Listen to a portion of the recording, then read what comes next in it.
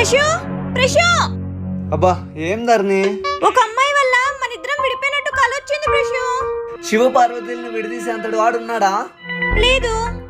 మరి మనల్ని విడదీసే వాళ్ళు కూడా ఇంకా పుట్టలేదు.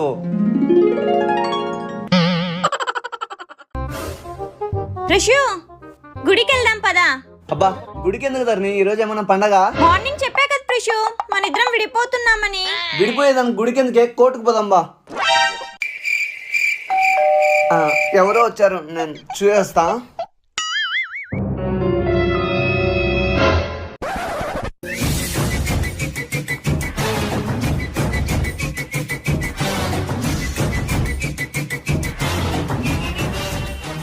అను 5 years తర్వాత ఫస్ట్ టైం చూస్తున్నా. ఎలా ఉన్నావే? నేను బాగున్నానక్క.